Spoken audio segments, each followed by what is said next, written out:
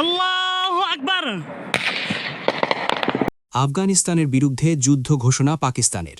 দক্ষিণ এশিয়ার আকাশে আবারও যুদ্ধের কালো মেঘ। কয়েক মাসের টানা উত্তেজনা, পাল্টাপাল্টি হামলা আর সীমান্তে রক্তক্ষয়ের পর এবার পরিস্থিতি পৌঁছেছে এক ভয়ঙ্কর মোড়ে। শুক্রবার ২৭ ফেব্রুয়ারি আফগানিস্তানের রাজধানী কাবুল সহ একাধিক বড় শহরে বিমান হামলা চালিয়েছে পাকিস্তান। আর ঠিক এরপরই পাকিস্তানের প্রতিরক্ষামন্ত্রী খাজা মোহাম্মদ আসিফ ঘোষণা দিয়েছেন, দুই দেশের মধ্যে শুরু হয়েছে খোলা যুদ্ধ। কাবুলের আকাশে ঘণ্টার পর ঘণ্টা জেট বিমানের গর্জন, একের পর এক বিস্ফোরণ আর আতঙ্কে ছুটে চলা সাধারণ মানুষ। বার্তা সংস্থা এএফপির সাংবাদিকেরা জানিয়েছেন, রাজধানী জুড়ে ছিল ভয়ের ছায়া। শুধু কাবুলই নয়, তালেবান সরকারের শক্ত ঘাঁটি কান্দাহারেও শোনা গেছে যুদ্ধবিমানের শব্দ। পাকতিয়া প্রদেশেও আঘাত হানার দাবি করেছে ইসলামাবাদ।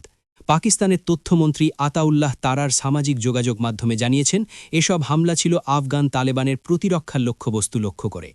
পাকিস্তানের প্রতিরক্ষামন্ত্রী খাজা আসিফ এই পরিস্থিতিকে সর্বাত্মক মুখোমুখি সংঘর্ষ বলে উল্লেখ করে বলেন, আমাদের ধৈর্যের সীমা শেষ, এখন আমাদের মধ্যে খোলা যুদ্ধ চলছে।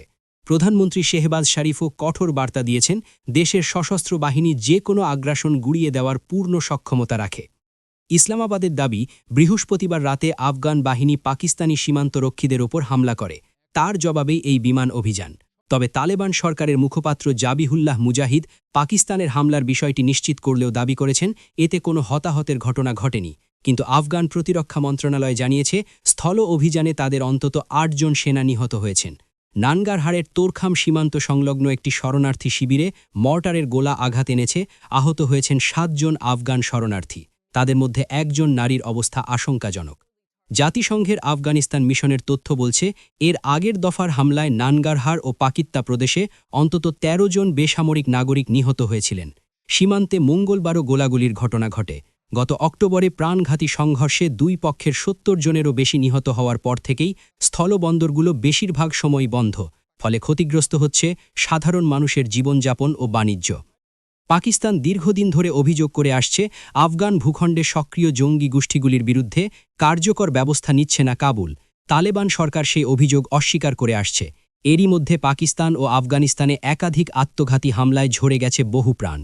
ইসলামাবাদের একটি শিয়া মসজিদে হামলায় অন্তত ৪০ জন নিহত হন, যার দায় স্বীকার করে ইসলামিক স্টেট। একই সংগঠনের আঞ্চলিক শাখা আইএস খোরাসান গত মাসে কাবুলের একটি রেস্তোরাঁয় হামলার দায় নেয়। দুই দেশের মধ্যে দীর্ঘদিনের অবিশ্বাস, সীমান্ত রাজনীতি আর সশস্ত্র উত্তেজনা এখন সরাসরি মারণাকি মুখোমুখিতে রূপ নিয়েছে।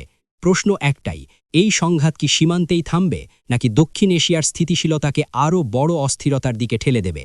আতঙ্কে কাবুলের আকাশ, উত্তেজনায় সীমান্ত আর অনিশ্চয়তায় কোটি মানুষের ভবিষ্যৎ। এই যুদ্ধের আগুন কোথায় গিয়ে থামবে, এখন সেটাই দেখার।